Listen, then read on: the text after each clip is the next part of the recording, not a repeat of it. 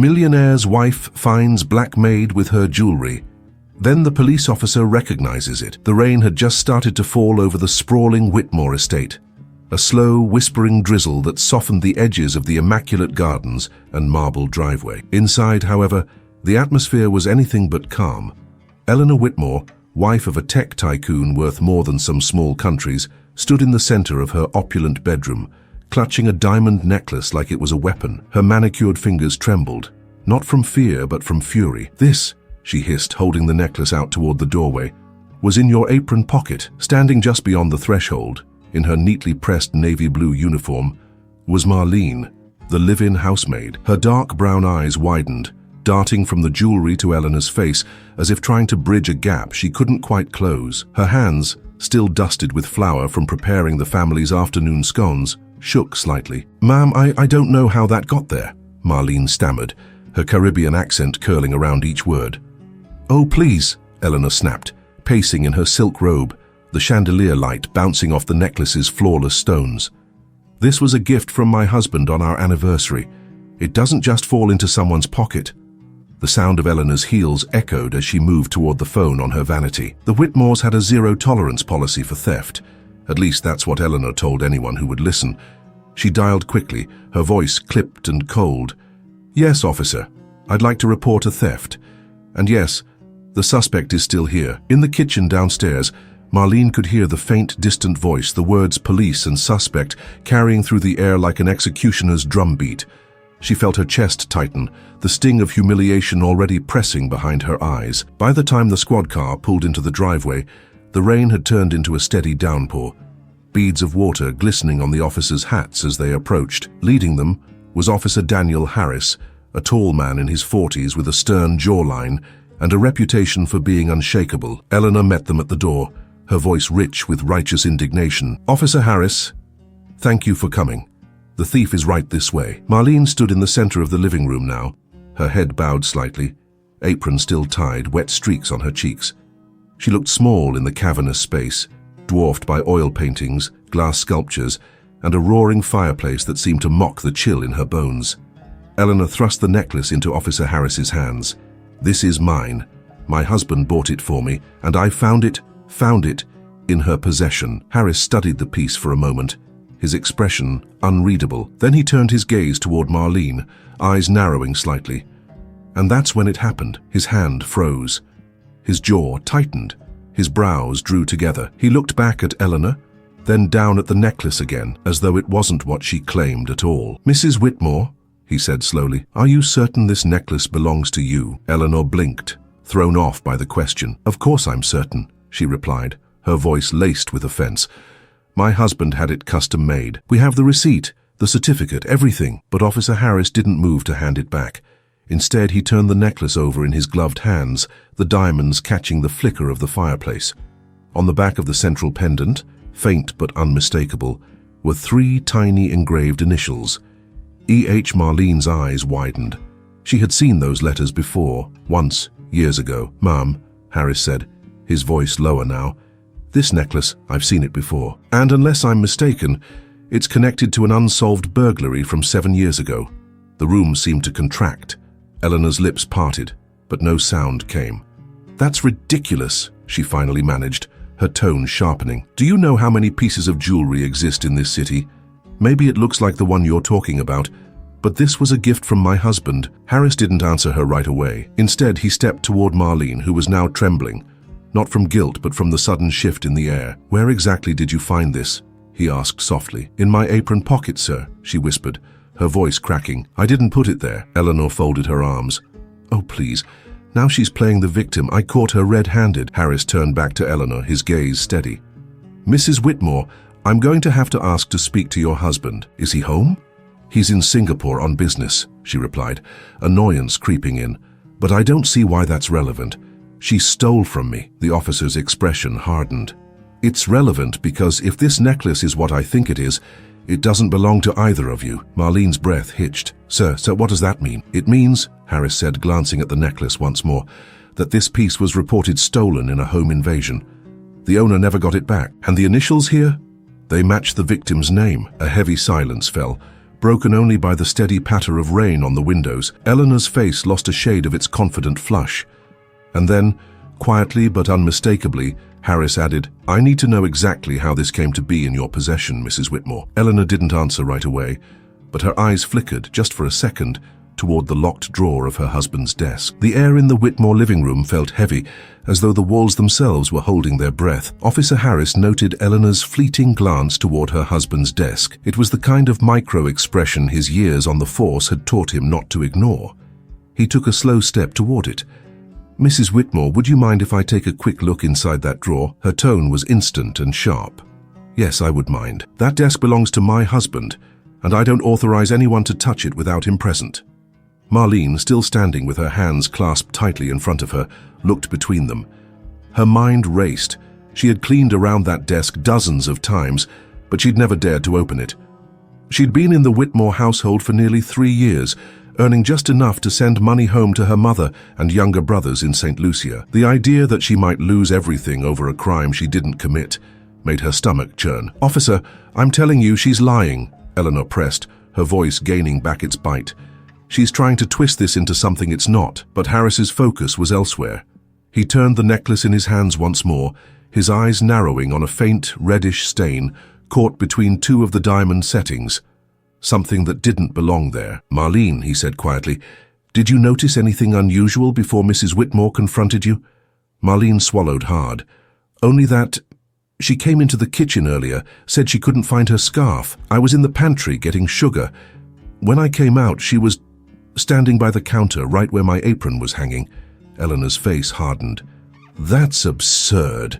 Are you actually listening to this, officer?" Harris's radio crackled with static. Another voice came through. "Unit 4, update on that burglary case from 2018. The item in question was part of a larger theft tied to multiple home invasions. Suspects never caught. Victim's name was Elaine Hargrove." Elaine Hargrove. E.H. Harris's jaw set. He knew that name, a wealthy widow whose home had been ransacked while she was hospitalized. She had died a year later, never seeing justice. And now, here the necklace was, in the home of another wealthy couple. "Marlene?" Harris asked, his voice calm but probing. "Who usually has access to your personal things?" "Just me," she said softly. "But Mrs. Whitmore comes into the kitchen sometimes." Eleanor scoffed loudly. "This is ridiculous. Are you seriously suggesting that I—" Harris cut her off, his tone firm. "I'm suggesting that until I have answers, no one leaves this house." A flash of lightning illuminated the room, throwing both women's faces into stark relief. Eleanor's tight with indignation, Marlene's pale with fear. But behind Harris's calm eyes, a thought was forming. If this necklace had been hidden for 7 years, why was it suddenly turning up now? And why in the maid's pocket? The storm outside roared louder, the rain lashing against the tall windows like a warning. Officer Harris stood perfectly still for a moment, weighing his next move. He didn't have a warrant, but sometimes an officer didn't need one. Just the right push. "Marlene," he said without taking his eyes off Eleanor, "can you bring me your apron?" She hesitated, then untied it and handed it over. Harris held it under the lamplight, studying the seams. No loose threads, no hidden compartments, except for one thing. The pocket lining had been tugged at recently. Fresh stitching, quick and uneven. "Who mends your uniforms?" Harris asked. Marlene shook her head. "Not me. Mrs. Whitmore's tailor, I think. Sometimes she has things altered for me when I can't afford it." Eleanor's voice was sharp now. "Are we done? I'd like her removed from my home immediately." But Harris wasn't done. He walked slowly toward the desk Eleanor had tried to shield. If this necklace was hidden for years, it was hidden somewhere safe, somewhere close. Lightning cracked again, and in that brief flash, Harris saw something on the desk, barely visible, the edge of a small brass key, just poking out from beneath a stack of papers. He didn't ask.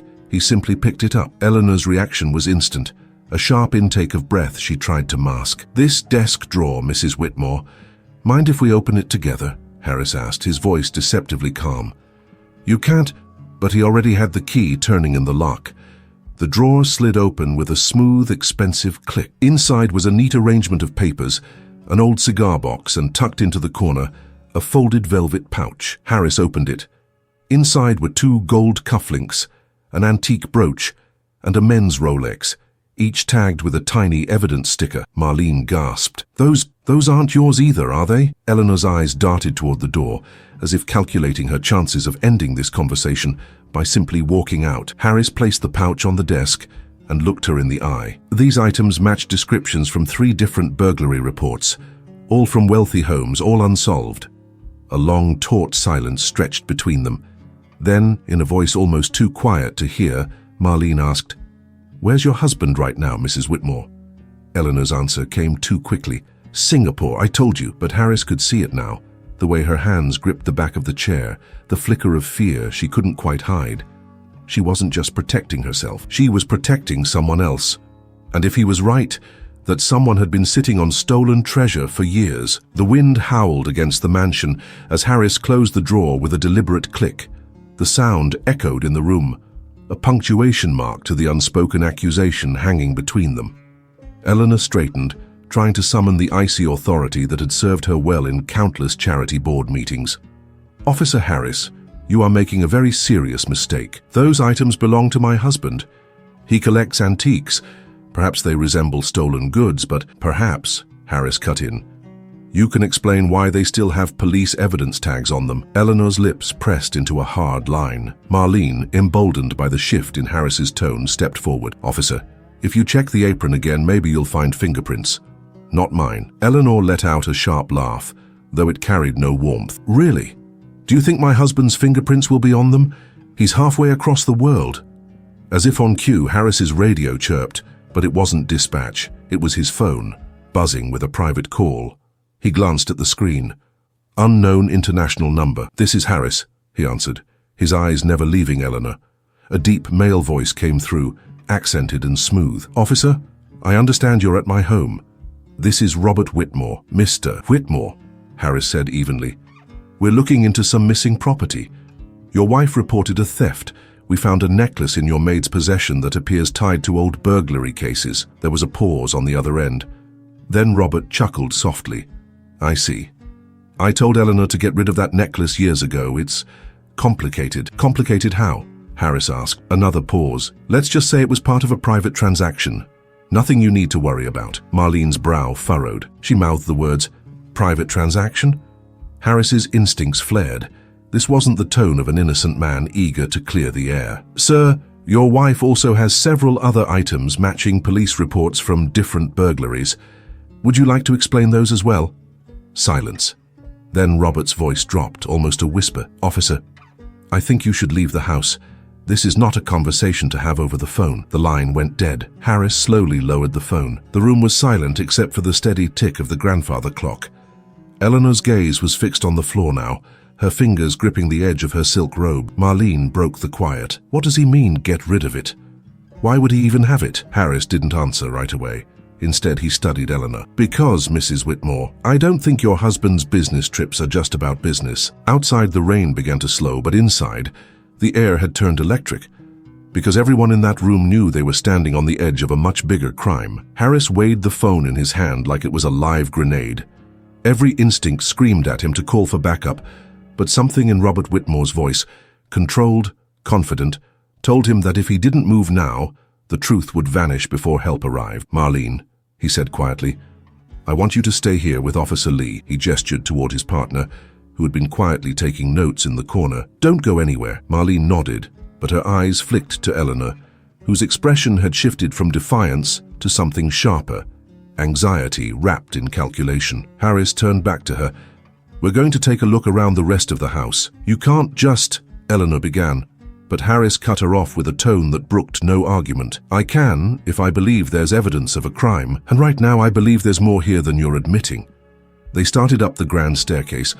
The plush carpet muffled their footsteps, but the air felt heavy, the kind of stillness that comes just before something breaks. At the top of the stairs, Harris noticed a door slightly ajar. It wasn't the master bedroom nor one of the guest suites. It was a smaller, almost hidden room tucked at the end of the hall. He pushed it open. The space inside was dim, smelling faintly of cedar and something metallic. Stacked neatly against one wall were boxes, plain, unmarked. On the opposite side, a large wardrobe loomed, its mirrored doors reflecting the sliver of hallway light. Harris opened the first box. Inside, wrapped in soft cloth, were more valuables. Rings, watches, ornate hairpins, all looking far older than the Whitmore's marriage. He turned to Eleanor. "You want to tell me why your husband keeps stolen goods in a locked room?"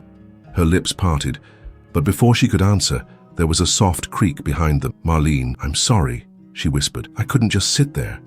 I had to see for myself." Her gaze swept the room and her voice dropped. "Officer, I've cleaned this hallway 100 times. I've never seen this door open before." She moved toward the wardrobe, her fingers brushing the cool glass. Something in her touch made Harris pause. "Marlene, don't—" he began, but she had already tugged the door open.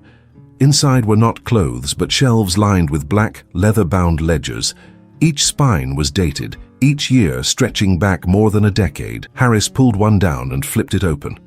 Rows of handwritten entries filled the pages, names, addresses, dates, and amounts in the tens and hundreds of thousands. Beside many of them were cryptic notes. Safe open by 9:30. Maid on leave. Garage code works. Marlene's voice trembled. These are instructions for robberies." Eleanor's breath caught audibly. "You don't understand, it's not what it looks like." But Harris could see it plainly. Robert Whitmore wasn't just a collector, he was orchestrating thefts. And Eleanor, whether she wanted to admit it or not, had been covering for him. Eleanor stood frozen in the doorway of the hidden room, her silk robe shifting slightly in the draft from the hallway. The thunder outside rolled deep and low, as if the sky itself were listening. Harris placed the open ledger on top of the wardrobe's shelf. "Mrs. Whitmore," he said evenly, "these books are a blueprint for a decade of burglaries. How long have you known?" Her lips pressed into a thin line. "Not long," she said finally, but the tremor in her voice betrayed her. "At first I thought it was just a few questionable deals, but when I saw the necklace years ago I realized—" She stopped, as if the next words were too heavy to carry. "That you married a criminal," Harris finished for her. Eleanor's eyes flashed. "I married a man who gave me everything I ever wanted, and when I understood what he'd done to get it, I couldn't walk away. Do you have any idea what it's like to know the moment you speak up, your whole life turns to ash?" Marlene's voice cut through, sharp and certain. "I do. Because you almost made that my life, Mrs. Whitmore." Eleanor's gaze flicked to her, but she said nothing. Harris stepped closer. "You need to understand something. Covering for him makes you an accomplice. The only way out for you is to cooperate now." The air in the room shifted. Quiet footsteps on the carpet outside the door. Harris's partner, Officer Lee, appeared in the doorway, his face tense. "We've got a problem. Robert Whitmore's flight from Singapore just landed in New York." Eleanor's head snapped toward him. "What? That's impossible. He wasn't due back for days." Lee shook his head. "Airport security flagged him. He left in a private car 20 minutes ago. No record of where he's headed." Marlene's stomach twisted. "You think he's coming here?" Harris's jaw tightened. If he thinks his wife is in trouble, or that someone's found his stash, yeah, he'll come here. The weight of that reality pressed into the room. Eleanor wrapped her robe tighter around herself, her hands trembling for the first time. "Officer," she said, almost pleading now, "you don't understand. If Robert walks through that door and finds you here, it won't just be the stolen goods you'll have to worry about." Harris glanced toward the rain-smeared window. Somewhere out there, a car could already be making its way up the long drive. The house had gone still, the way it does before a storm changes course. Downstairs, the grandfather clock struck 8, each chime echoing like a countdown. Harris positioned himself at the top of the staircase, eyes on the front door below. Marlene stood a few feet behind him, clutching the edge of her apron like it was the last thread holding her together. Eleanor hovered near the hidden room, torn between fear and something else, a calculating glint that hadn't quite left her eyes. Then came the sound, the slow crunch of tires on wet gravel. Headlights swept across the windows, slicing through the shadows. Harris glanced at Lee. "We stick to the plan. No sudden moves unless we have to." The car door slammed outside. Heavy footsteps approached. A moment later, the front door opened without a knock. Robert Whitmore stepped inside, tall and broad-shouldered, wearing a tailored charcoal suit despite the weather. His gaze swept the foyer, landing on Harris first, then on his wife, and finally on Marlene. "Officer Harris," he said smoothly, removing his coat, "I hear there's been some misunderstanding." Harris kept his tone level. "We found stolen property on your premises, Mr. Whitmore. Property linked to a string of burglaries over the last decade." Robert's eyes flickered just for a second, but he recovered quickly. "My wife tells me you found a necklace, a keepsake. and you've mistaken it for something else." Marlene stepped forward before Harris could reply. "You planted it in my apron." Robert looked at her with mild curiosity, as if she were an unexpected extra in his play. "Why would I do that?" "To cover your tracks," Marlene said, her voice steady now. "Because you knew the police were getting closer." Robert's smile didn't reach his eyes. "I think you've been watching too many crime dramas." Eleanor's voice broke through, trembling but loud. "Robert, stop!" He turned to her, and something cold flickered in his expression. "Eleanor, no," she said, stepping forward. "I can't do this anymore. They found the room upstairs, the ledgers, it's over." For the first time, Robert's composure cracked.